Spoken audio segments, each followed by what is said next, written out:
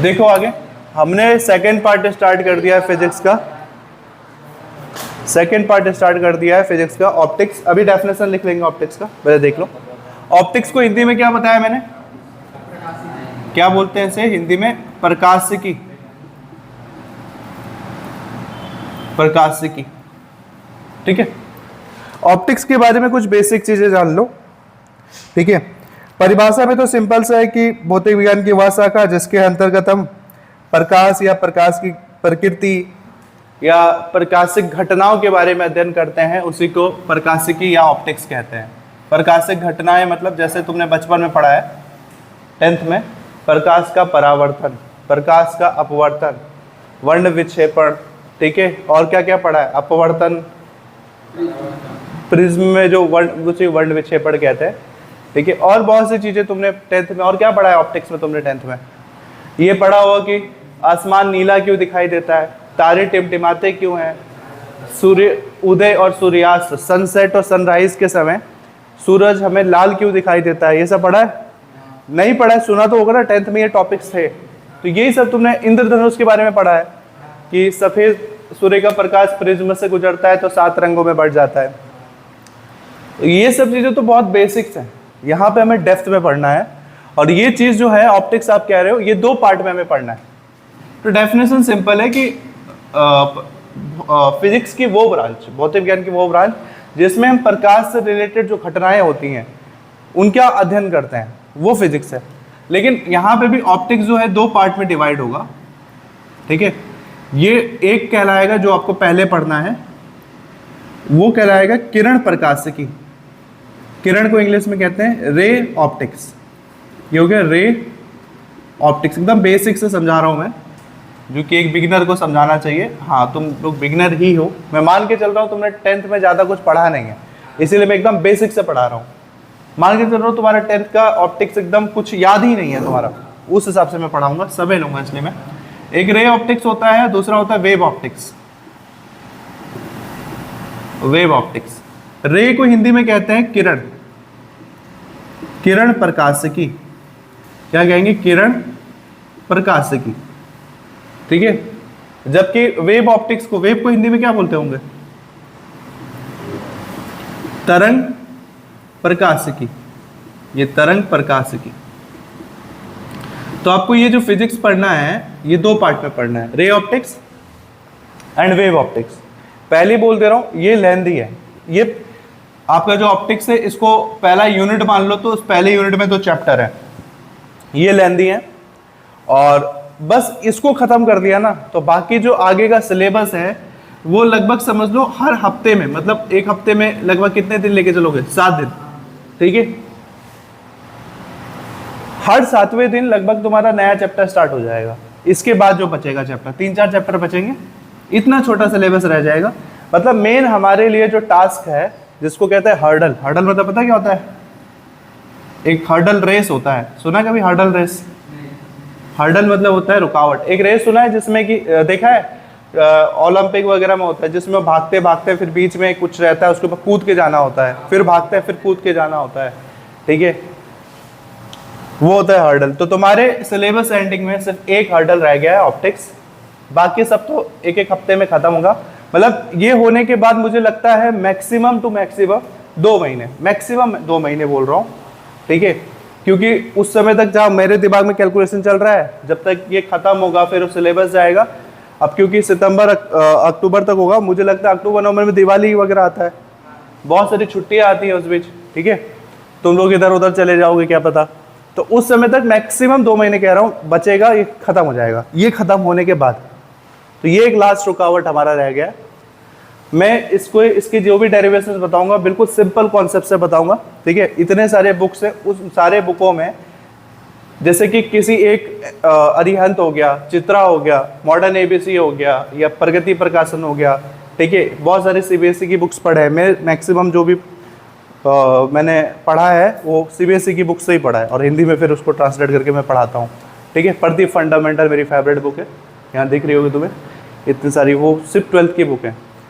तो हर बुक में जो इजी चीज़ें हैं ना, मैं उसको उठा करके तुम्हें पढ़ाऊंगा, ठीक है।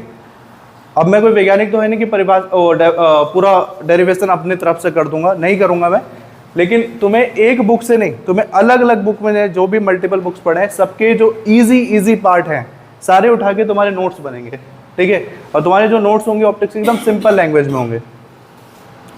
रे ऑप्टिक्स की बात करें, वेव की बात बाद में करेंगे, ठीक है। जब रे समझ में आ जाएगा वेव कुछ भी नहीं लगेगा, वेव तो तुम्हारा खत्म हो जाएगा जल्दी से, सारा मैक्सिमम टाइम रे में लगेगा। रे ऑप्टिक्स में तुम्हें क्या पढ़ना है मैं बता दे रहा हूँ। वो जो तुमने पढ़ा है दर्पण और लेंस के बारे में, अवतल दर्पण, उत्तल दर्पण, ये सब पढ़ा है ना 10th में बेसिक, वो बेसिक मैं करवाऊंगा, बट 12th में उसका ज़्यादा कोई काम है नहीं। काम है वैसे, वो बेसिक रहेगा तभी तुम बड़ी चीज़ें कर पाओगे, पता रहेगा तो। लेकिन डायरेक्ट बोर्ड में ये बच्चों वाला क्वेश्चन अब नहीं आएगा कि तुम अवतल दर्पण किसे कहते हैं, उत्तल दर्पण किसे कहते हैं, ठीक है। मेनली आपके पास रे ऑप्टिक्स में है उन चीज़ों के बारे में जो चीज़ हम यूज करते हैं लेंस का यूज करके या दर्पण का यूज करके। जैसे कि हम किसका यूज करते हैं, हम यूज करते हैं माइक्रोस्कोप का। सुना है माइक्रोस्कोप, देखा है, डेंटिस्ट के पास होता है जिसको हम ये हेड मैग्नीफाइंग ग्लास कहते हैं, जो मेरे पास पड़ा हुआ है, याद नहीं आया वरना मैं लेके आता, नीचे ही पड़ा है। तो ये जो मैग्नीफाइंग ग्लास होता है जिससे हम छोटी छोटी चीज़ों को देखते हैं। हमारे टाइम पे तो ये ज्योमेट्री बॉक्स में फ्री आता था, हालांकि इसकी क्वालिटी बहुत बेकार होती थी, फिर भी वो खेलने के लिए आता था हमारे पास, ठीक है।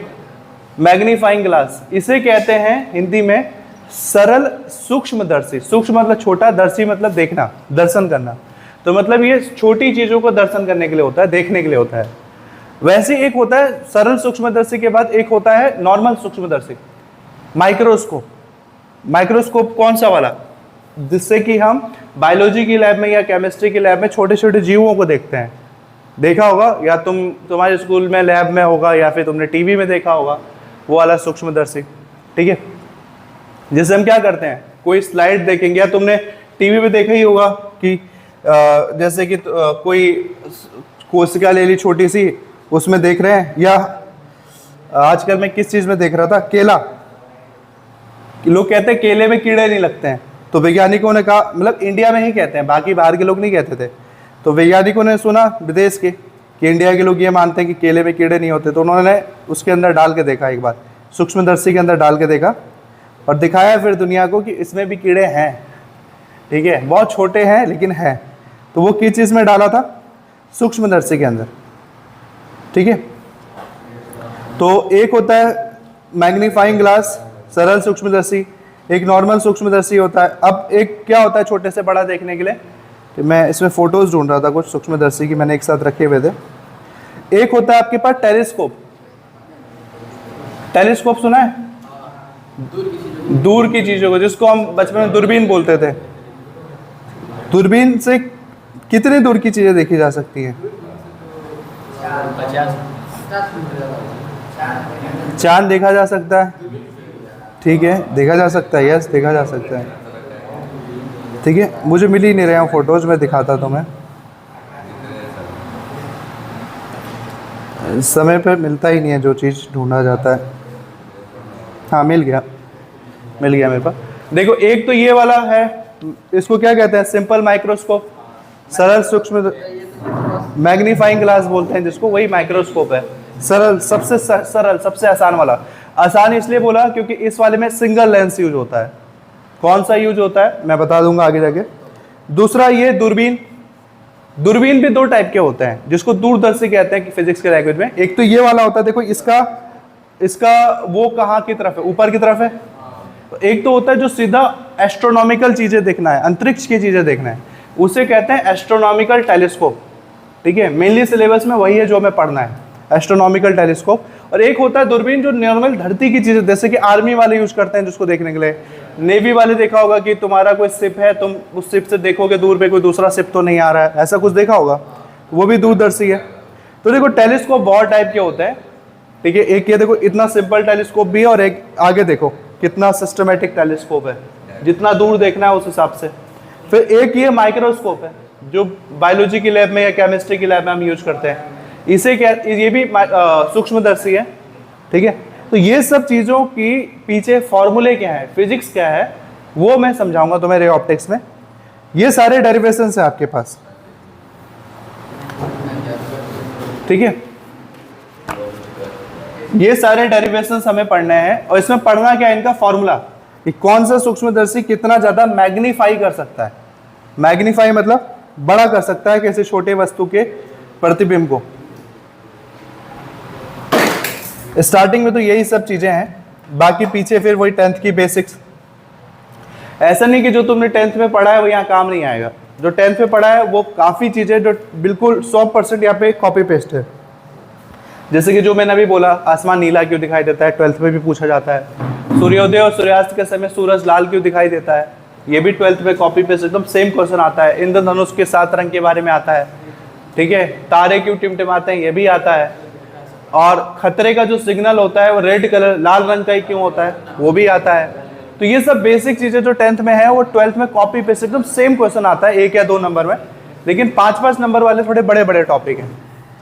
तो आज पहला चीज है, तो थोड़ा इसका बेसिक हम जान लेते हैं, ठीक है। तो ये बता दिया, इसके 2 टाइप्स होंगे, रे ऑप्टिक्स, वेव ऑप्टिक्स। पहले हम रे ऑप्टिक्स पढ़ेंगे। लिखने वाला काम एक साथ हम कर लेंगे। प्रकाशिकी की परिभाषा मैंने बता दिया।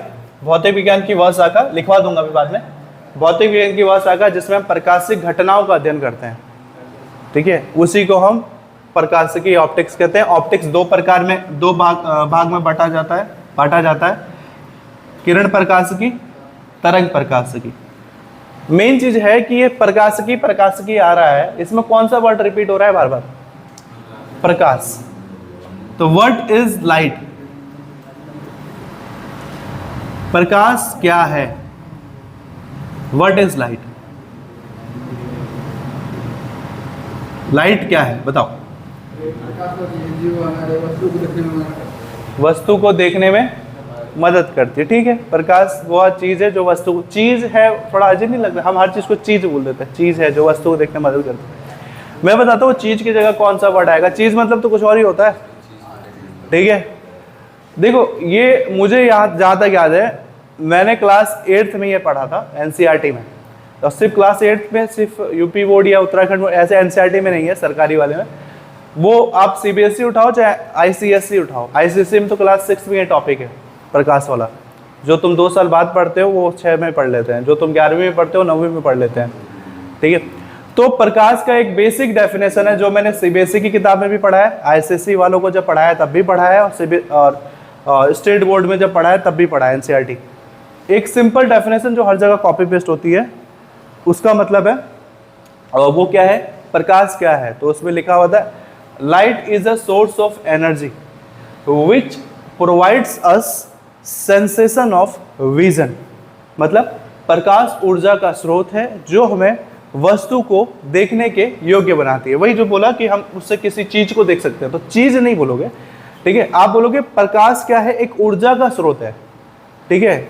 This is a source of energy, यह एक ऊर्जा का स्रोत है जिसकी हेल्प से हम किसी वस्तु को देख पाते हैं। तो प्रकाश क्या है, सोर्स ऑफ एनर्जी, यह ऊर्जा का स्रोत है विच प्रोवाइड्स अस, जो हमें देखने के काबिल बनाता है। विच प्रोवाइड्स अस, क्या देखने के काबिल क्या बनेंगे, सेंसेशन ऑफ, देखने को बोलते हैं विजन, ठीक है। यही है सिंपल प्रकाश। सारी बुक में एक बेसिक डेफिनेशन है जो रिपीट होता है, तो तुम्हें भी एक लाइन में इसको याद करना है, प्रकाश क्या है। ये बोर्ड में अगेन बोल रहा हूँ, 12th के बोर्ड में इतनी बेसिक चीजें नहीं आएंगी, लेकिन ये शर्म की बात है कि तुमसे अगर तुम्हारा छोटा भाई पूछ ले कि प्रकाश क्या है, तुम उसको भी ना बता पाओ, ठीक है। अब एक अनपढ़ और पढ़े लिखे में डिफरेंस है ना। अब तुम भी वही बोलो कि प्रकाश की सहायता से हम चीज़ों को देखते हैं। पहले एक बेसिक डेफिनेशन बताना, उसके बाद तुम समझाना।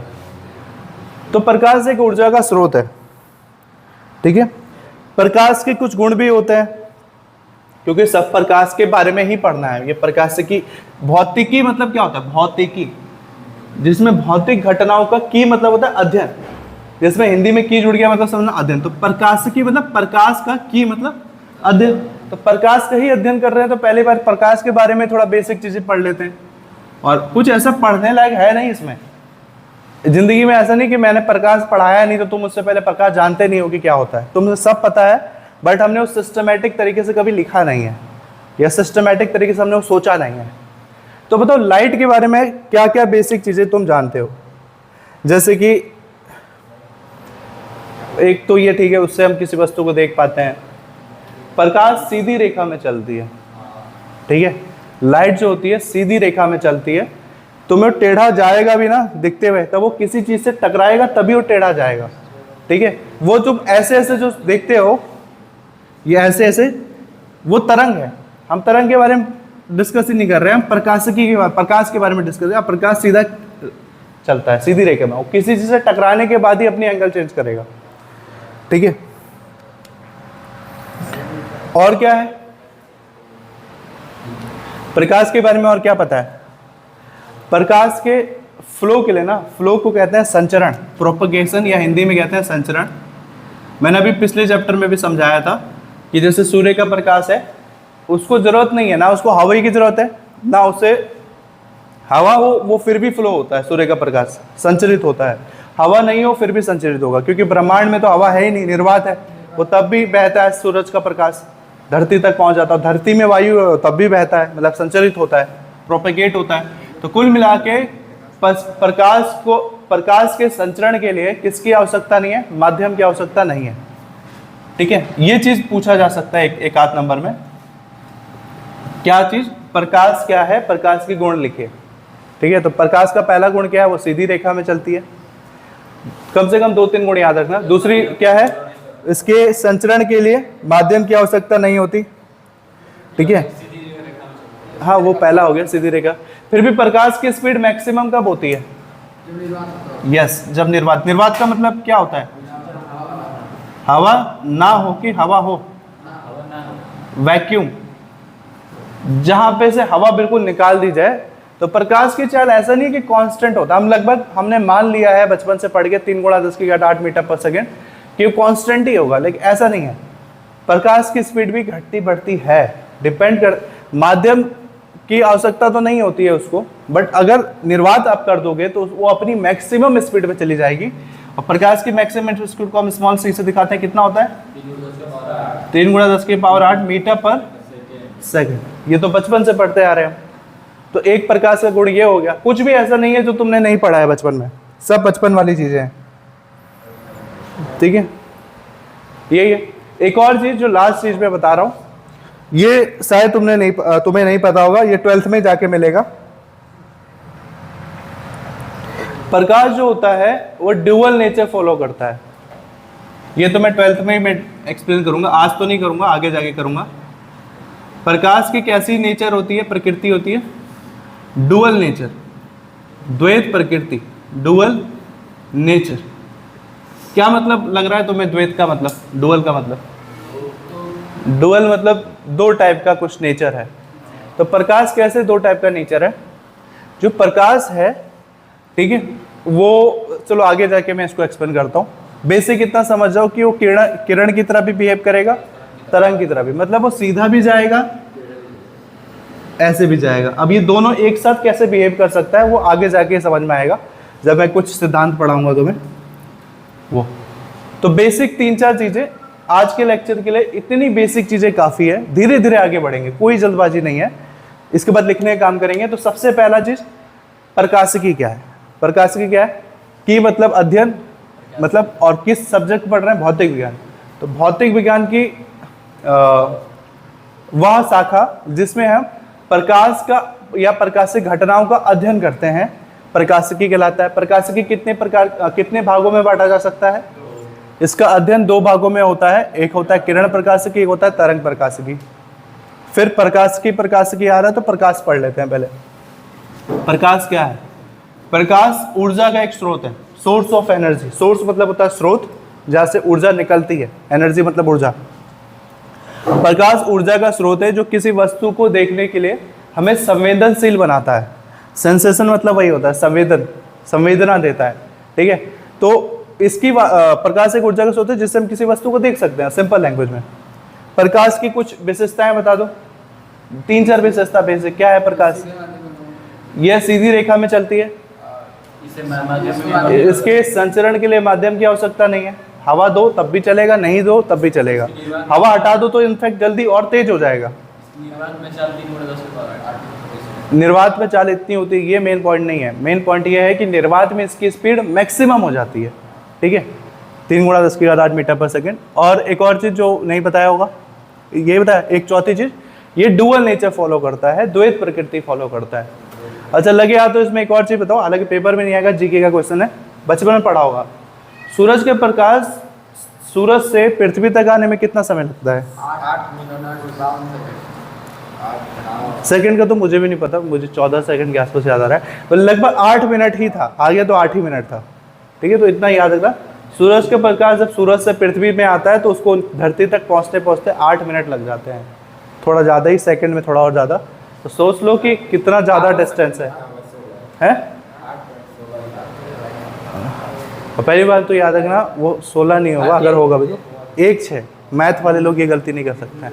तो लिखे कुछ बेसिक चीज़ें, उसके बाद में धीरे धीरे तुम्हें थोड़ा रिवाइज करवा दूंगा। रहने दो, देखो आगे वो शायद कनेक्टेड नहीं था अच्छे से। तो प्रकाश के बारे में बेसिक चीज़ें पढ़ लिए, प्रकाश का परावर्तन पढ़ना था। मैं क्या पूछ रहा था, परावर्तन किसे क्या हो गया? कोई भी क्या? जब किसी वस्तु से टकरा कर वापस अपने दूसरे माध्यम में चला जाए तब वो अपवर्तन कहलाता है। मैं बता रहा हूँ, जब कोई प्रकाश या प्रकाश किरण किसी परावर्तक पृष्ठ से टकराकर स्वयं उसी माध्यम में वापस लौटती, जब सेम माध्यम में वापस लौटती है ना, तो वो परावर्तन है। और जब दूसरे माध्यम में चला जाती है तो वो अपवर्तन कहलाता है। आपको दूसरे माध्यम में नहीं ले जाना है, सेम माध्यम में ले जाना है। तो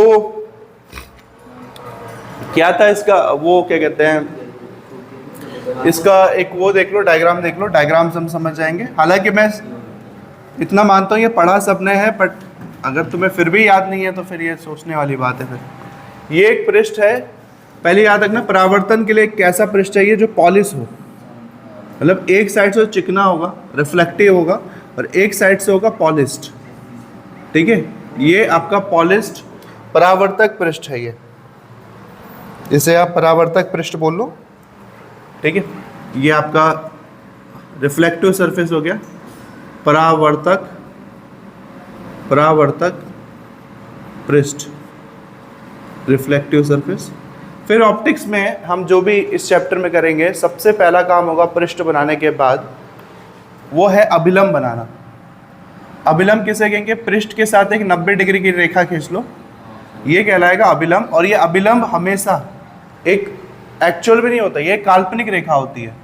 तो काल्पनिक रेखा को हमेशा डॉटेड लाइन से शो करते हैं, पता ही है, अभिलंब। इसे इंग्लिश में क्या बोलते हैं पता है?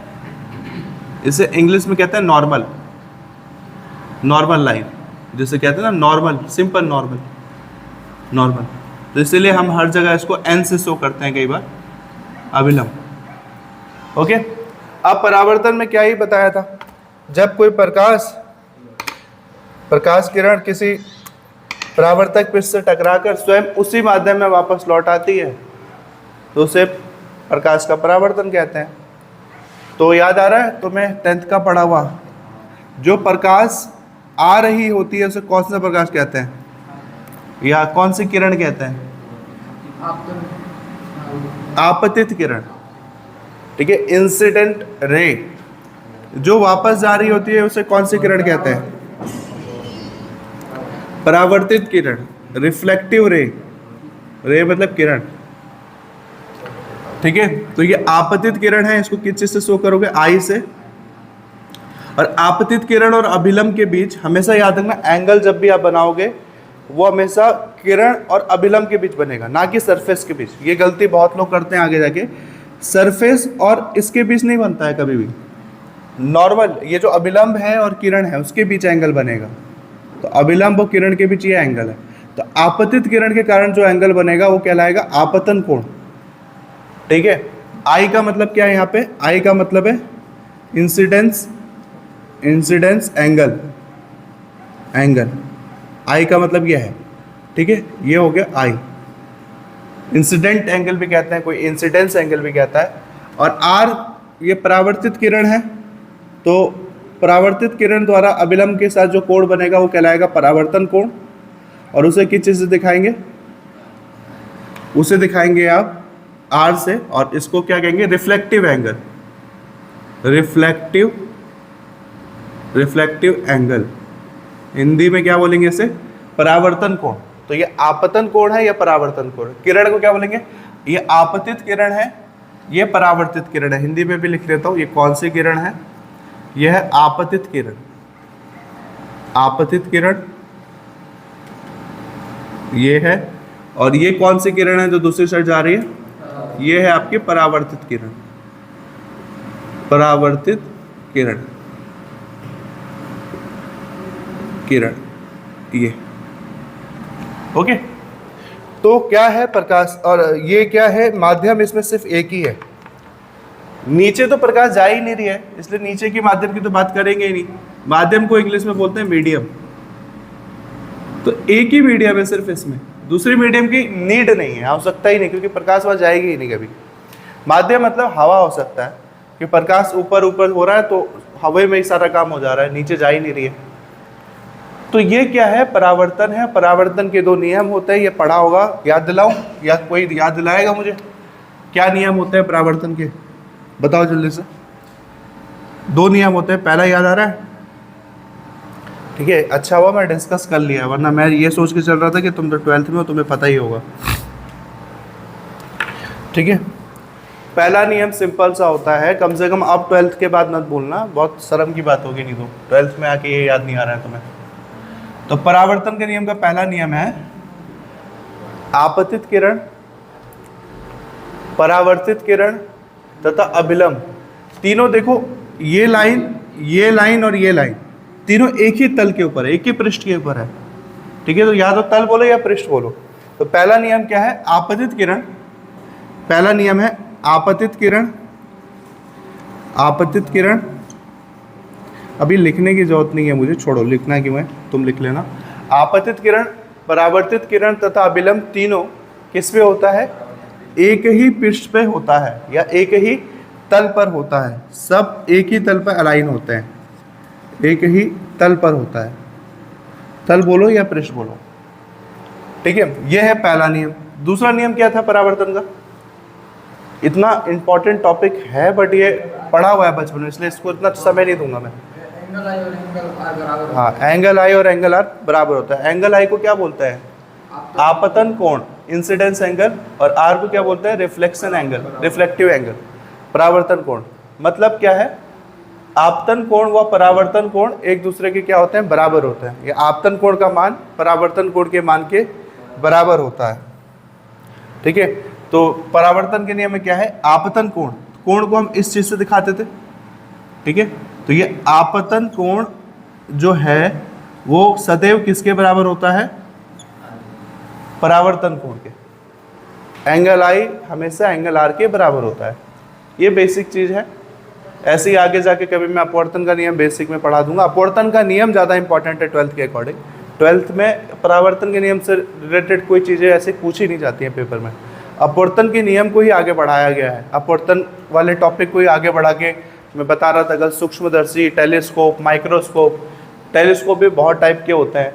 एक नॉर्मल टेलीस्कोप होता है, एक न्यूटोनियन टेलीस्कोप होता है, एक रिफ्लेक्टिव टेलीस्कोप होता है। ठीक है, वो सब अपवर्तन के नियम पे बेस्ड है।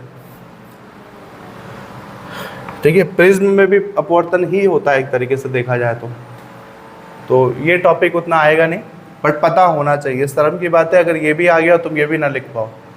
तो क्या है ये परावर्तन? परावर्तन किसे कहते हैं? जब कोई प्रकाश किसी परावर्तक पृष्ठ या किसी पृष्ठ से टकराकर स्वयं उसी माध्यम में वापस, देखो ऊपर से आया था, ऊपर ही लौट गया, वापस नीचे नहीं गया, उसी माध्यम में लौट जाता है, उस घटना को परावर्तन कहते हैं। परावर्तन के दो नियम होते हैं। पहला, आपतित किरण, परावर्तित किरण तथा अभिलंब तीनों क्या होते हैं? एक ही तल पर होते हैं। और दूसरा नियम क्या है? आपतन कोण की ज्या वाला नहीं, ज्या तो सेकंड वर्ड नियम उसमें अपवर्तन में है। आपतन कोण परावर्तन कोण के सदैव बराबर होता है। ठीक है, ये आपतन कोण का मान सदैव परावर्तन कोण के मान के बराबर होता है।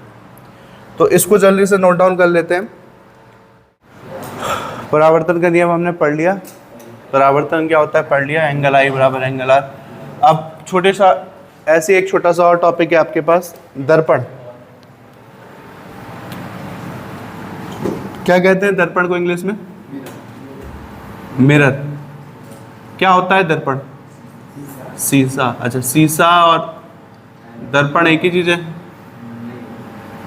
शीशा तो किसी भी कांच की चीज को कह सकते हो शीशा। हालांकि शीशा ना हिंदी का वर्ड है ना वो इंग्लिश का वर्ड है। शीशा कौन सा वर्ड है? कांच के पीछे चांदी का लेप लगा दिया जाता है। लेप लगा दिया जाता है। जैसे यहाँ पे मैंने कहा था नीचे क्या किया है मैंने? पॉलिश किया है। इसके हिंदी में कहते हैं, लेप भी बोल सकते हो। AgBr जनरली सिल्वर ब्रोमाइड का पॉलिश किया जाता है। इसको हिंदी में कहीं कहीं पे लेपन कहते हैं, लेपन। कहीं कहीं पे कहते हैं कलई। बहुत सारे वर्ड्स हैं, पीछे जब कुछ भी करके तुम कर देते हो, कलई, लेपन। मेनली हमें हिंदी में ही एक वर्ड यूज करना है, पॉलिश। पॉलिश, हमें यही वर्ड यूज करना है, ठीक है? सबसे अच्छा वर्ड यही है। तो दर्पण किसे कहते हैं, ये आइडिया थोड़ा बहुत सबको है कि दर्पण किस चीज का बना होता है? कांच का। इतना तो पता होगा। बस कांच का एक पृष्ठ होता है जिसका दूसरा साइड क्या होता है? जिसका दूसरा साइड लेपित होता है, या फिर सीधा सीधा बोलो पॉलिश्ड होता है। ये पॉलिश्ड होता है दूसरा साइड। और ये किस चीज का बना होता है? कांच, ठीक है? दर्पण ये कांच का बना होता है जिसका एक साइड पॉलिश्ड होता है और दूसरा साइड रिफ्लेक्टिव होता है। जैसे ये था, इसका एक साइड पॉलिश है और दूसरी साइड रिफ्लेक्टिव है, मतलब प्रकाश आके टकरा के चला गया। नॉर्मल शीशा, जैसे आईना कहते हैं, आईना शीशे में क्या होता है? पीछे का पलटोगे तो पीछे ऑरेंज कलर या ब्राउन कलर का दिखेगा, किसी किसी में नीला कलर। पॉलिश होता है अलग अलग, ठीक है? लेकिन मेन जो सरफेस है, जो हम जिसमें चेहरा दिखते हैं, रिफ्लेक्टिव है। जो चांदी की तरह चमकता है वो रिफ्लेक्टिव है, वहाँ से प्रकाश आके टकरा के दूसरी साइड चला जाता है। तो दर्पण को कैसे डिफाइन करोगे? क्या है? मिरर। ये कुछ भी नहीं है, कांच का एक पृष्ठ है। यह कांच का एक पृष्ठ है जिसका दूसरा भाग पॉलिश्ड होता है। पॉलिश्ड को नहीं लिखोगे, मतलब हिंदी में लिखना पॉलिश होता है, जिसके दूसरे भाग में पॉलिश किया होता है। सिंपल। दर्पण कितने प्रकार के होते हैं? अभी मत पहुंचो वहां पे, अभी दूर है वो। एक होता है समतल दर्पण। समतल दर्पण मतलब जिसपे आप अपना चेहरा देखते हो, ठीक है? घर पे जो चेहरा देखते हो जिस चीज में। और एक होता है गोलीय दर्पण, जो गोल होते हैं। गोल होने का मतलब ये नहीं कि घर वाले शीशे को गोल काट दोगे तो गोलियां बन जाएगा। जिसका पृष्ठ समतल में नहीं होगा, जिसका पृष्ठ या तो धंसा होगा या उभरा हुआ होगा। अब ये मेरे हिसाब से तुम्हें ये तो अच्छे से ही पता होगा क्योंकि 10th पढ़ के आए हो। एक है अवतल दर्पण, पढ़ा ही अवतल और उत्तल। हाँ, तो गोलीय दर्पण के प्रकार, क्योंकि अवतल और उत्तल जो होते हैं ये समतल नहीं होता है। इनको छुओगे, हल्का सा टच करोगे तो फील होगा, या तो एक अंदर की तरफ धंसा होगा या एक ऊपर की तरफ उभरा होगा, ठीक है? तो एक होता है अवतल दर्पण, एक होता है उत्तल दर्पण। इंग्लिश में बता सकता है कोई? डायग्राम देखो। अवतल क्या होता है? ऐसे। और हमेशा याद रखना, ऑप्टिक्स में प्रकाश को मैं दिखाऊं ना दिखाऊं, हम प्रकाश किस तरफ से मानेंगे? हमेशा आ रहा है लेफ्ट साइड से। तो प्रकाश देखो, ये अवतल दर्पण है पक्का? ये अवतल दर्पण है? नहीं है, ये उत्तल है, ये तो लेंस है। जब तक दूसरे साइड में पॉलिश नहीं करूंगा तब तक ये दर्पण कहलाएगा ही नहीं, ये तो लेंस कहलाएगा, ठीक है? ये अवतल लेंस था, अब ये अवतल दर्पण बन गया पॉलिश करने के बाद। और ये अवतल कब होता है? अवतल होता है जब ये अंदर की तरफ धंसा होता है। देखो प्रकाश आ रहा है ना, ये उत्तल है। ये अगर उत्तल है, और देखो जिस हिस्से में प्रकाश आएगा वहां पॉलिश मत कर देना, उसके दूसरी साइड पॉलिश करना, ताकि प्रकाश दूसरी साइड पहुंच ना पाए। अब देखो एक चीज, एक प्रकाश यहां पर आ रहे हैं, ठीक है, एक इधर। किस दोनों में से किस कंडीशन में प्रकाश अंदर की तरफ धंस रहे हैं, अंदर की तरफ जा रहे हैं? इसमें, क्योंकि ये अंदर की तरफ धंसा हुआ है, ठीक है? ये गुफा की तरह है। गुफा कैसा होता है? अंदर की तरफ धंसा हुआ रहता है पूरा, ठीक है? तो गुफा को इंग्लिश में पता क्या कहते हैं?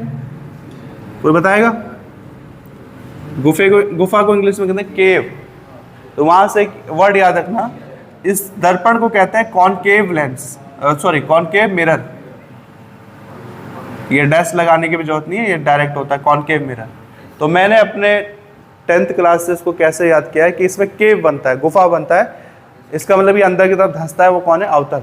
उत्तल तो नाम में ही है, उत्तल मतलब उभरा हुआ, ये उभरा हुआ है, छूते ही तुम्हें फील हो जाएगा ये उभरा हुआ है।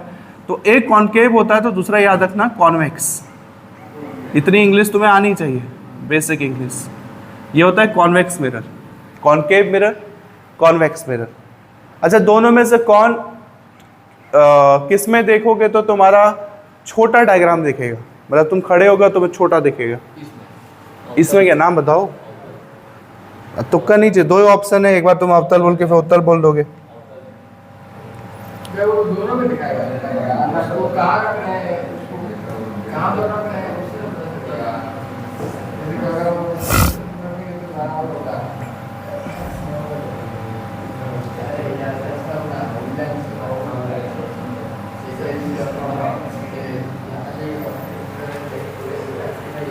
क्या बोल रहे थे? दोनों दिखा सकता है एक ही दर्पण। अच्छा, मैं एक डायग्राम बना रहा हूँ, पहचानना ये किस चीज़ का डायग्राम है।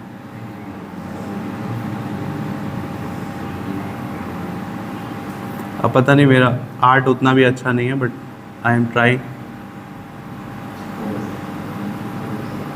क्या है ये? बहुत गंदा डायग्राम है वैसे, मुझे पता है। सुआ नहीं है ये, उसका आधा हिस्सा लग रहा है वो, जिससे कुछ नहीं है यार। मैं तो मेरे डायग्राम का मजाक उड़ाऊं, मैं पहले बताता हूँ। मैंने बनाने की कोशिश की है चम्मच, एक ऐसे चम्मच बनाने की कोशिश की है। हटाओ, मैं हटा ही देता हूँ, तो वरना क्या क्या सोच लोगे। चम्मच ना, मेरे हिसाब से पर्सनली मुझे जो लगता है कि मुझे लगता है अवतल उत्तल समझाने के लिए चम्मच एक परफेक्ट एग्जाम्पल है। ठीक है, चम्मच में जिस साइड से हम उठा के खाते हैं, तुम देखो अपना चेहरा बड़ा दिखेगा, छोटा छोटा दिखेगा, जो धसा हुआ रहता है अंदर, अवतल वाला जो साइड है। और जब चम्मच को उल्टा पकड़ के देखना, तुम्हारा चेहरा बड़ा दिखेगा। तो उसे सोचना क्या है, जो उत्तल है, उभरा है, वो चीज़ों को क्या करके दिखाएगा? बड़ा। जो अंदर की तरफ धसा है, मतलब अवतल है, वो चीज़ों को क्या करेगा? छोटा कर देगा। ठीक है, और क्या पढ़ते थे हम 10th क्लास में? अवतल उत्तल से रिलेटेड और क्या पढ़ते थे? अवतल क्या? जो स्टील का होता है ऐसे गोल। स्टील का गोल क्या? जो रोड पे होता है, क्या स्टील का गोल? स्टील का कोई मतलब गोला भी हो सकता है। हो सकता है, कोई भी चमकदार होना चाहिए, चमकदार। गाड़ी का कौन सा शीशा?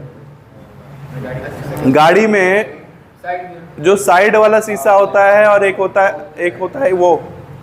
हाँ ठीक है, साइड वाला शीशा क्या होता है? छोटा करके दिखाता है, बड़ा करके दिखाता है? क्यों छोटा करके दिखाता है? क्यों हम उसमें छोटा करके दिखाता है? तो उत्तल या अवतल? छोटा तो अवतल दिखाता है। अवतल। वो उभरा हुआ लगता है, चूंकि कि धंसा हुआ लगता है। ठीक है, इसलिए दिखाता है क्योंकि अब शीशा अगर वो समतल दर्पण लगा देना वहाँ पे, और पीछे बड़ा सा ट्रक आ रहा है, तो ट्रक में तो उसका टायर भी ना दिखे पूरा। ठीक है, इसलिए वो ऐसा दर्पण लगता है अवतल कि वो उसका डायग्राम क्या कर देता है? छोटा कर देता है। इसीलिए मैक्सिमम चीज़ें पीछे की दिख जाती हैं। ठीक है, खैर ये सब एकदम बेसिक चीज़ें। अवतल दर्पण, उत्तल दर्पण, ये हो गया। दर्पण किसे कहते हैं ये मैंने बता दिया। अवतल दर्पण कौन होता है? जो अंदर की तरफ धंसा होता है। उत्तल कौन होता है? जो उभरा होता है। ठीक है, मैं इसे परिभाषित नहीं करने वाला हूँ, ये कुछ ज़्यादा ही बेसिक हो गया है। ठीक है, बट ये पढ़ना है, दर्पण किसे कहते हैं? दर्पण कांच का एक पृष्ठ होता है जिसका एक भाग पॉलिश होता है। एक भाग पर पॉलिश क्या होता है? दर्पण कितने प्रकार के होते हैं? 2। समतल दर्पण, गोलीय दर्पण। समतल दर्पण मतलब वही जिस पे तुम अपना खूबसूरत सा चेहरा देखते होगे, डिपेंड करता है, और अपने आप को खूबसूरत मानता है। गोलीय दर्पण कितने प्रकार के होते हैं? अच्छा, गोलीय दर्पण को गोला क्यों बोला गया? सिंपल है, एक दर्पण था, गोला था। सपोज करो एक गोले का पूरा पृष्ठ था, कांच, एक कांच का गोला है पूरा। सपोज कर लो कांच के गोले को आपने कटर उठाया और काट दिया, 2 हिस्से में कांच के गोले को काट दिया। तो एक हिस्से में, और पॉलिश जिस साइड तुम पॉलिश करोगे उस पर डिपेंड करेगा कि आपको कौन सा बनाना है। अंदर की तरफ पॉलिश किया तो ये बन गया उत्तल, इधर बाहर की तरफ से पॉलिश कर दिया तो ये बन गया अवतल। तो कुल मिला के बना किससे? गोले से बना। एक कांच, गोले के कांच के गोल टुकड़े से बना, काट दिया आपने तो उससे अवतल उत्तल बन गया, बस उसमें पॉलिश करना बाकी था। पॉलिश नहीं करोगे तो ये लेंस कहलाएगा, उत्तल लेंस अवतल लेंस। और क्या पढ़ते थे? दृष्टि दोष पढ़ते थे, ठीक है। किस निकट दृष्टि दोष में कौन सा लेंस, बट वो लेंस यूज होता था, दर्पण यूज नहीं होता था।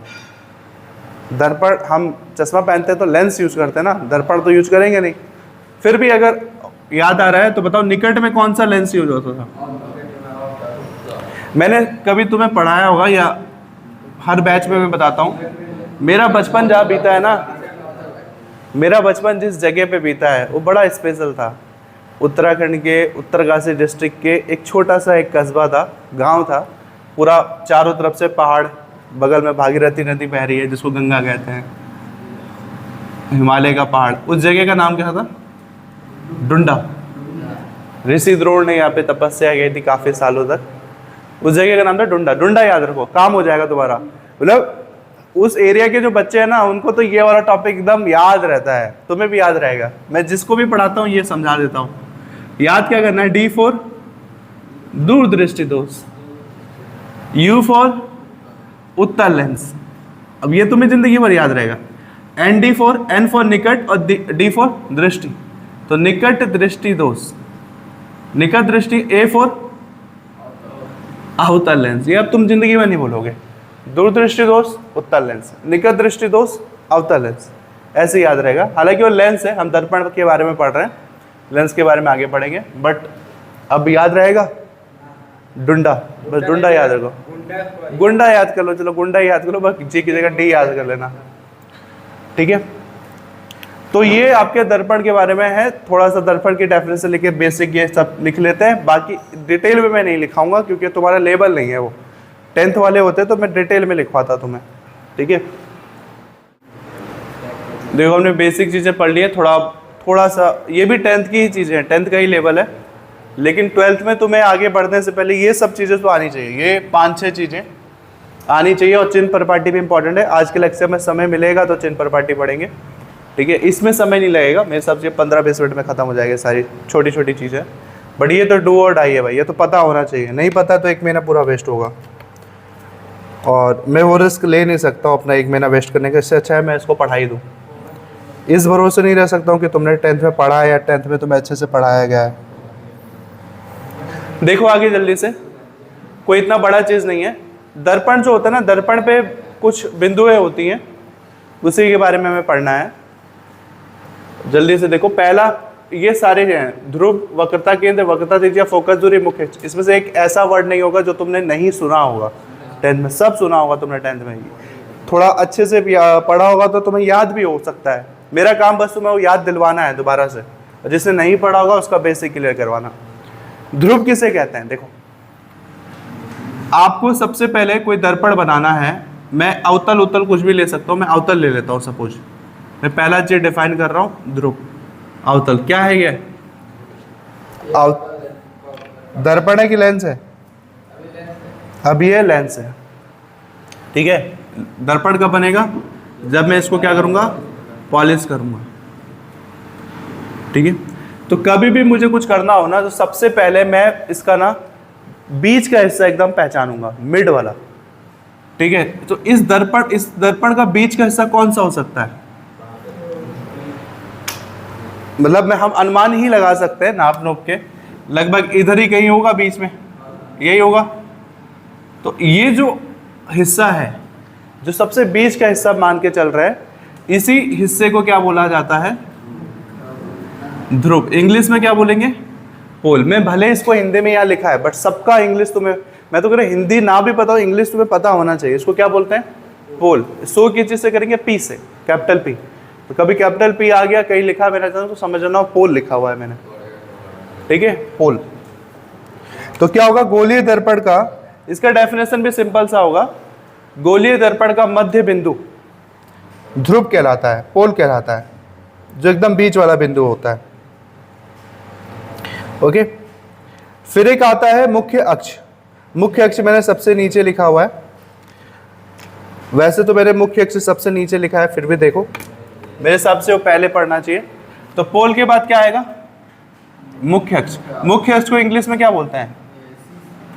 इसे कहते हैं, मुख्य को कहते हैं प्रिंसिपल, स्कूल वाला प्रिंसिपल नहीं, सिद्धांत वाला प्रिंसिपल। अक्ष को कहते हैं एक्सिस, सबका इंग्लिश तो मैं पता होना चाहिए, प्रिंसिपल एक्सिस, ठीक है।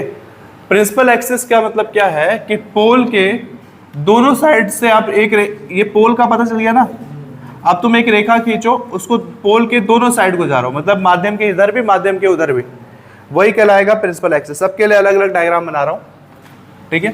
तो ये मैं बना रहा हूँ डायग्राम प्रिंसिपल एक्सिस के लिए, ठीक है। कोई इतना बड़ा डायग्राम की जरूरत नहीं है, छोटा सा एक डायग्राम बना लो। ये आपने उत्तल दर्पण ले लिया, उत्तल अवतल जो भी लो, अवतल दर्पण है, सॉरी उत्तल नहीं है ये। क्या पहचानोगे सबसे पहले? पोल, पोल पहचान लिया, और पोल पहचानोगे तो उसके दोनों साइड एक रेखा ले जाओ, ये रेखा, इसी को आप पृष्ठ वो बोलते थे समतल पृष्ठ, ठीक है। और इसी को हम क्या बोलते हैं? मुख्य अक्ष। तो मुख्य अक्ष को हम किस चीज से दिखाते हैं? Principal axis. ये मार्कर का इंक, इसको आप दिखा दो प्रिंसिपल एक्सिस करके। ये आपका किससे होके जाएगा? पोल से होके जाएगा दोनों साइड। इसे क्या कहेंगे? मुख्य अक्ष। मुख्य अक्ष, या हिंदी में याद मत ही करो, याद है तो अच्छी बात है, मेनली इंग्लिश में याद रखो। प्रिंसिपल, प्रिंसिपल मतलब होता है मुख्य, अक्ष मतलब एक्सिस, प्रिंसिपल एक्सिस। तो समझ गए प्रिंसिपल एक्सिस क्या है? 10-15 मिनट लगेगा ज़्यादा, और नहीं लगेगा। अच्छा, पोल हो गया, प्रिंसिपल एक्सिस हो गया। अब क्या पढ़ना है? वक्रता, केंद्र, वक्रता त्रिज्या। तो वक्रता को कहते हैं सेंटर ऑफ, देखो केंद्र क्या कहेंगे? सेंटर। और वक्र मतलब होता है, जैसे ये स्केल है ना, इसको अगर मैं ऐसे कर दूं तो ये वक्र बन गया। जैसे कि धनुष होता है, धनुष पहले एक लकड़ी तो होती है, उसको आप बेंड करते हो तो वो वक्र बनाता है। तो वक्र मतलब कोई भी चीज़ जब ऐसे हो जाए, इस शेप में आ जाए, मुड़ जाए एक तरीके से, तो उसे इंग्लिश में कहते हैं कर्व, कर्व, ठीक है। तो सेंटर, केंद्र को कहेंगे सेंटर ऑफ, और इसको वक्रता कहेंगे कर्वेचर। कर्व का पूरा नाम है कर्वेचर, सेंटर ऑफ कर्वेचर। अब इतना बड़ा नहीं लिखेंगे हर जगह, इसको सिंपल कैपिटल सी से दिखाएंगे जहां पे भी आएगा, सेंटर ऑफ कर्वेचर, ठीक है। तो इसको कैसे डिफाइन करोगे? गोलीय दर्पण, जिस गोले का कटा हुआ भाग होता है उसके केंद्र को वक्रता केंद्र कहते हैं। जैसे कि ये गोलीय दर्पण था, ठीक है, ये कांच का टुकड़ा है, टुकड़ा क्यों है? कांच का एक गोला है, इसीलिए मैं इसको गोलीय दर्पण कह रहा हूँ। ये कांच का गोला है तो हर गोले का अपना केंद्र होता है, केंद्र के बिना तो कोई गोला हो ही नहीं सकता है। तो कहाँ हो सकता है इसका केंद्र? लगभग बीच में तो होगा ही, बट लगभग मैं इधर रखूंगा तो सही है, मान लेते हैं ये इसका केंद्र है। और तुम्हें क्या करना है? उत्तल या अवतल कुछ बनाना है। मैं सपोज अवतल बना रहा हूँ, क्योंकि हर जगह मैंने अवतल लिया है, मैं अवतल बना रहा हूँ, तो मैं इधर का हिस्सा हटा दे रहा हूँ। मैंने सपोज ये वाला हिस्सा काट के अलग कर दिया है और इधर पॉलिश कर दिया। अब तुम अगर देखो ध्यान से, तो ये कोई भी अवतल दर्पण हो, चाहे ये अवतल दर्पण हो, चाहे ये अवतल दर्पण, चाहे ये अभी जो बनाया, हर दर्पण का एक केंद्र होता है। केंद्र मतलब वो जिस गोलीय दर्पण से बना है उसके केंद्र जो होता है, उसके हिसाब से इसका भी केंद्र डिसाइड होगा। तो ये थोड़ा शेप मुझे ज़्यादा अच्छा नहीं लग रहा है, हालांकि तुम परफेक्ट बनाना कॉपी में। और इसको ले लो इधर सेंटर, इधर नहीं और इधर, क्योंकि बड़ा गोला है ना, थोड़ा और इधर आ जाओ। ये अनुमान ही लगा सकते हैं हम सारे उसमें। ये हो गया अवतल दर्पण, ठीक है। तो ये क्या कहलाएगा? इसका ये बिंदु उसका कहलाएगा सेंटर ऑफ कर्वेचर। और इतना लंबा नहीं लिखेंगे हम, सिंपल यहाँ क्या लिखेंगे? Capital C. तो कैपिटल सी कैसे डिफाइन करोगे? गोलीय दर्पण, जिस गोले का कटा हुआ भाग होता है, ये जो गोलीय दर्पण है, ये जिस कटे हुए गोले का भाग होगा, ऐसे गोले का भाग होगा, उसके केंद्र को क्या बोलेंगे? वक्रता केंद्र, ठीक है। अगली टॉपिक है वक्रता त्रिज्या। वक्रता केंद्र, वक्रता त्रिज्या दोनों एक ही चीज से समझ जाओगे। अब इतना तो मैथ सबने पढ़ा है कि केंद्र से परिधि के बीच की दूरी क्या कहलाती है? त्रिज्या कहलाती है। तो वहां पे भी तो यही चीज हो रहा है, यहाँ पे भी केंद्र से। अब ये बीच वाला क्या है? पोल है ना। पोल तो मत ही बोलना, पोल इसीलिए मैंने सबसे पहले बोला पोल, क्योंकि आपको जब भी लाइन खींचना है, ये प्रिंसिपल एक्सिस खींचना, तो पोल से होते हुए जाएगा। तो तो आपका सेंटर ऑफ कर्वेचर और पोल के बीच का जो डिस्टेंस होगा उसी को कहेंगे वक्रता त्रिज्या। इंग्लिश में त्रिज्या को बोलते हैं रेडियस, ठीक है। सेंटर ऑफ कर्वेचर था तो ये रेडियस ऑफ कर्वेचर हो जाएगा, या सिंपल बोलो रेडियस ही बोलो, सिंपल रेडियस, रेडियस। तो ये जो त्रिज्या होगा, किसी से दिखाते हैं त्रिज्या को? ऐसा कुछ नहीं है, यहाँ पे कैपिटल आर से दिखाएंगे, ठीक है। तो कैपिटल आर क्या है? वक्रता केंद्र और ध्रुव के बीच की दूरी। वक्रता केंद्र और ध्रुव के बीच की दूरी क्या कहलाती है? वक्रता त्रिज्या कहलाती है, ठीक है। कोई इतना बड़ा टॉपिक नहीं, एकदम छोटी छोटी चीजें पढ़ रहे हो तुम। अब क्या रह गया? फोकस दूरी। अच्छा, फोकस दूरी में दो चीज छुपी होती है, एक तो फोकस किसे कहते हैं और एक फोकस दूरी किसे कहते हैं। फोकस को तो इंग्लिश में फोकस ही बोलेंगे क्योंकि वो इंग्लिश का ही वर्ड है। फोकस दूरी को बोलेंगे तो फोकस दूरी जब यूज होगा तब उसको फोकस नहीं कहेंगे, फोकल कहेंगे, फोकल। और दूरी को कहेंगे लेंथ। यहाँ पे डिस्टेंस वर्ड यूज नहीं होगा। डिस्टेंस वर्ड इसलिए नहीं क्योंकि एक परंपरा बन गया, यहाँ पे दूरी को लेंथ ही बोलते हैं, फोकल लेंथ, ठीक है। अब फोकल लेंथ किसे कहेंगे? याद आ रहा है 10th का पढ़ा हुआ? अनंत से। अनंत से कहाँ पहुंच गए तुम? ये अवतल दर्पण ले लिया, फिर इसका ये पोल हो गया। पोल के बिना तो कुछ हो ही नहीं सकता है बॉस। पोल आपको दिमाग में एज्यूम करना है और प्रिंसिपल एक्सिस बनाना है, इसके बिना तो कुछ हो ही नहीं सकता है ऑप्टिक्स में। सबसे बेसिक है कि तुम्हें पृष्ठ ले लिया, उसके बाद पोल और ये लेना ही है, ये लेना ही है तुम्हें प्रिंसिपल एक्सिस। ये काल्पनिक रेखा होती है। अब देखो क्या पढ़ रहा था, क्या पढ़ा रहा था मैं? फोकस दूरी, फोकल लेंथ। फोकल लेंथ कुछ नहीं, मान लो कि ये इसका सेंटर है और आपको पता था सेंटर ऑफ पोल के बीच की दूरी को त्रिज्या कहते हैं, आर, सेंटर ऑफ कर्वेचर, ठीक है, रेडियस ऑफ कर्वेचर। तो आर का बस आधा कर दो। अगर ये आर है तो आर का आधा यहां पर होगा, तो आर का जो आधा होगा, जो पॉइंट आर के आधे वाले पॉइंट को कहेंगे फोकस बिंदु, या आर का जो आधा जहां पर हुआ इसको फोकस बिंदु कहेंगे, कैपिटल एफ से दिखाएंगे। वो आर का है, ये आर था, सेंटर ऑफ पोल के बीच की दूरी आर, ये आर। तो आर का जो यह बीच में होगा आधा, आर 10 सेंटीमीटर, तो 10 का आधा 5 ले लो। तो ये सी तो वहां से वहां तक था, हाँ, उसके फिर बीच में आर आया, फिर आर को एफ कहाँ? से भी मिलेगा। सी यहाँ से यहाँ तक है, सी वहां से यहाँ तक है, सी बिंदु है, ये वक्रता केंद्र है। और वक्रता केंद्र और पोल के बीच की दूरी वक्रता त्रिज्या है। तो त्रिज्या ये है, हम त्रिज्या का आधा ले रहे हैं, ठीक है। इस आर 10 सेंटीमीटर है तो इसका आधा यहाँ कहीं होगा बीच में, इसकी जो दूरी है उसका आधा लोगे तो वही बिंदु कहलाएगा फोकस बिंदु। और ये जो दूरी कहलाएगी, ये जो दूरी कहलाएगी, इसको हम दिखाएंगे स्मॉल एफ से, इसको हम दिखाएंगे स्मॉल एफ से। और ये कौन सी दूरी कहलाएगी? फोकस दूरी, फोकल लेंथ, ठीक है। तो कैपिटल एफ का मतलब है फोकस बिंदु और स्मॉल एफ का मतलब है उसके बीच की डिस्टेंस। कोई इतना बड़ा रॉकेट साइंस नहीं है। अगर ये सी से पोल के बीच की, अच्छा तुम सोचोगे ये यहीं पे रहेगा, तुम ऐसे लोगे इसको। अगर हम इसी डायग्राम को नीचे, तो ऐसे अपने दिमाग में काल्पनिक रेखा बना लेना और यहाँ से इसको कितना, तो यहाँ तक की दूरी नापोगे, तो ये क्या हो गया? आर।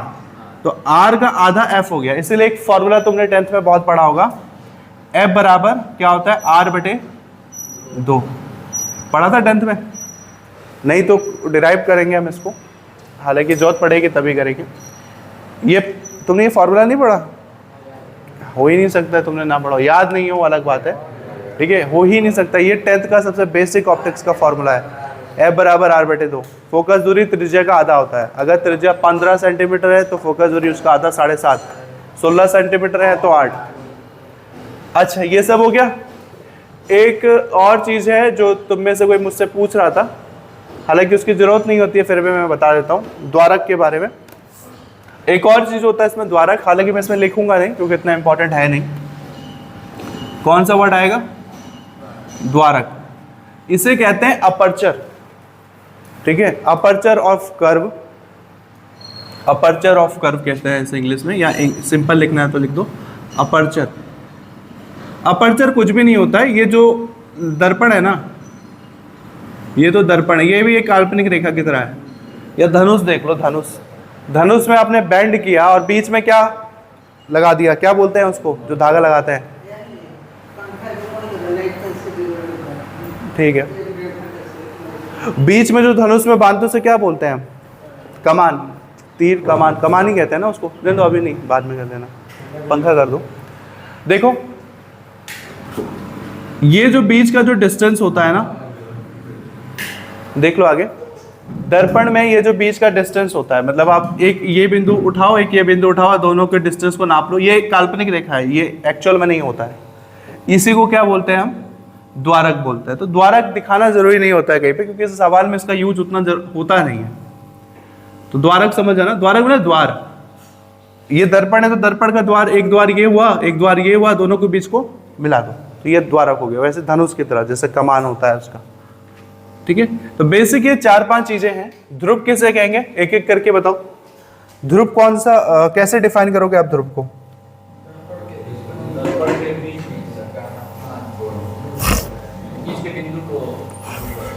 गोलीय दर्पण का मध्य बिंदु ध्रुव कहलाता है। एक एक लाइन की परिभाषा लिखेंगे हम सबके बारे में। फिर अगला क्या है, मैंने मुख्य अक्ष बताया पहले, ठीक है। इसका क्रम अगर मैं बदलूं तो मुझे पहले ये बताना चाहिए था, पहले मुख्य अक्ष, अब उसके बाद में इसका कोई भी क्रम रख लो, कोई फर्क नहीं पड़ता है, ठीक है। फिर मुख्य अक्ष कैसे डिफाइन किया हमने? ध्रुव के दोनों ओर खींची गई काल्पनिक रेखा, ये था मुख्य अक्ष, प्रिंसिपल एक्सिस। ये ध्रुव है, पोल, ये था पोल। तो पोल के दोनों तरफ, इधर भी, दोनों साइड एक आप काल्पनिक रेखा खींचोगे, वही क्या कहलाएगा? मुख्य अक्ष कहलाएगा। मुख्य अक्ष मैंने इसलिए पहले बताया क्योंकि इसी के ऊपर सारी बिंदु हैं। देखो सी भी इसी के ऊपर हमने बनाया है, एफ भी हमने इसी के ऊपर बनाया है, तो मुख्य अक्ष पहले बताना जरूरी है। उसके बाद वक्रता केंद्र किसे कहेंगे? गोलीय दर्पण जिस गोले का कटा हुआ भाग होता है, ये गोलीय दर्पण जो है, ये जिस कटे हुए गोले का भाग होगा, ये तुम्हें दिमाग में ऐसे काल्पनिक एक बनाना पड़ेगा। अच्छा, ये इसका गोला होगा पहले, तो हमने इसको काटा होगा, इसका सेंटर इधर कहीं होगा, ये सेंटर हमने ज़्यादा ही ले लिया है, इसका तो सेंटर यहाँ कहीं होना चाहिए, यहाँ पे कहीं, ठीक है।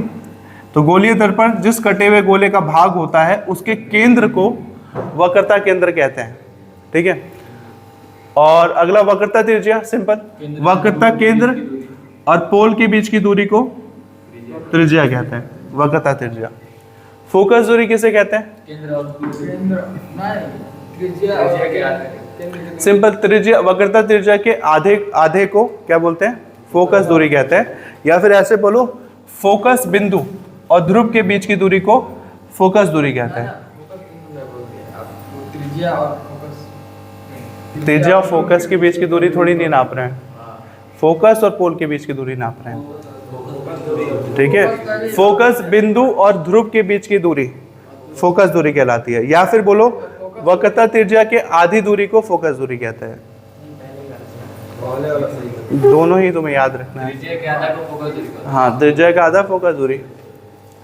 तो अच्छा, चिन्ह परिपाटी क्या होता है? चिन्ह परिपाटी के एक सिंपल फंडा में समझा देता हूँ, ऐसे समय के साथ तुम्हें और भी बताऊंगा।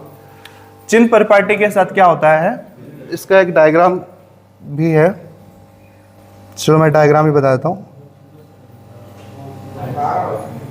देखो, आपका कोई भी दर्पण हो, उत्तल हो चाहे अवतल हो, ये चीजें तुमने बचपन में पढ़ा होगा जब तुम्हें अक्ष पढ़ाया गया होगा, एक्स अक्ष, वाई अक्ष पढ़ा है। ये एक्स एक्सिस होता है, ऊपर नीचे वाई एक्सिस होता है। तो बेसिक चीज क्या होता है कि जो बीच में होता है उसको कहते हैं जीरो, जीरो जीरो, एकदम सेंटर होता है। आप जब भी दूरी की बात कर रहा हूं, पूरी ऑप्टिक्स में, चाहे लेंस पढ़े चाहे दर्पण पढ़े, कभी भी अगर आप राइट साइड जाओगे, तो ये तो 10th में भी, ये तो बचपन में पढ़ा होगा, राइट साइड की कोई भी दूरी पॉजिटिव में लेंगे। तो याद रखना, चिन्ह परिपाटी का मतलब होता है, इसे इंग्लिश में कहते हैं साइन कन्वेंशन। चिन्ह मतलब साइन, दूरी, परिपाटी को कहते हैं कन्वेंशन। आपके सारे न्यूमेरिकल गलत हो जाएंगे, बस साइन कन्वेंशन ध्यान नहीं रहेगा। तो प्लस और माइनस कब लगना है वो इससे पता चलेगा। तो अगर आपका जो वस्तु या प्रतिबिंब की दूरी है वो अगर राइट साइड है, तो ये आप क्या लोगे? पॉजिटिव में लोगे। अगर वही चीज अगर लेफ्ट साइड में होगी तो नेगेटिव में लोगे। ओके, ये चीज ध्यान में रखना है। और सिर्फ ऐसे नहीं कि ऊपर की साइड ही है, इधर भी, इधर होगा तो पॉजिटिव, दाएं होगा तो पॉजिटिव, और बाएं होगा तो ये दूरी के लिए है। कोई भी दूरी अगर आपने राइट साइड नापी है वो पॉजिटिव, और कोई भी दूरी लेफ्ट साइड नापी है तो नेगेटिव। कोई इतना वो चीज़ नहीं बता रहा हूँ मैं, बचपन में पढ़ा है कि जीरो के इधर प्लस होता है, +1 +2 +3, और जीरो के इधर लेफ्ट साइड माइनस होता है, -1 -2 -3। वही चीज़ की तो बात हो रही है, तो यहाँ पे कहाँ कैसे? बता रहा हूँ।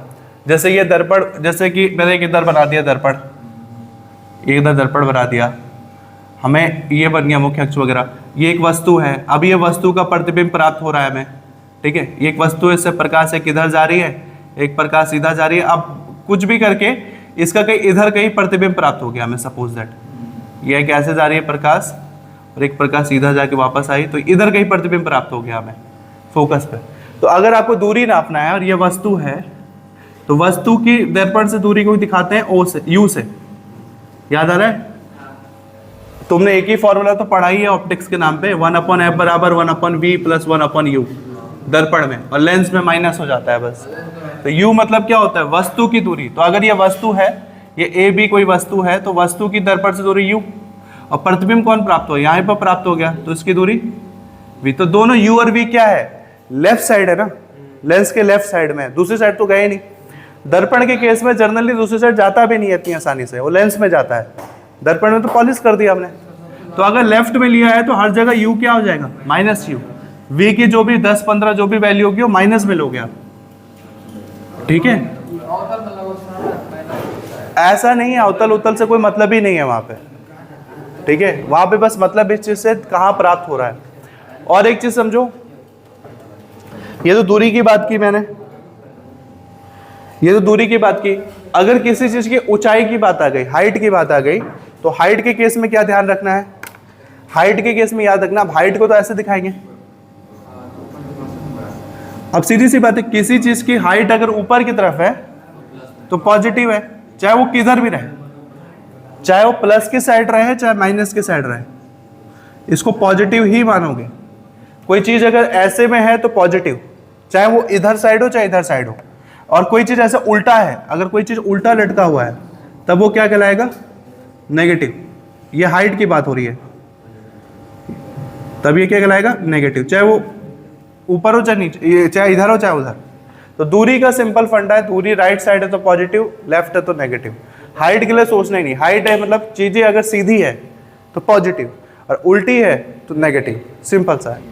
यही चिन्ह परिपाटी कहलाता है। ये हमें सवाल के हिसाब से अभी नहीं समझ में आएगा, जब पूरा मैं सब कुछ पढ़ा दूंगा 15-20 दिन के बाद, और जब न्यूमेरिकल करवाना स्टार्ट करूंगा तब तुम्हें समझ में आएगा इस चिन्ह परिपाटी का यूज क्या था, ठीक है। तो बेसिक चीजें मैंने इतना बता दिया, अब धीरे धीरे करके हम लिखेंगे इसके बारे में।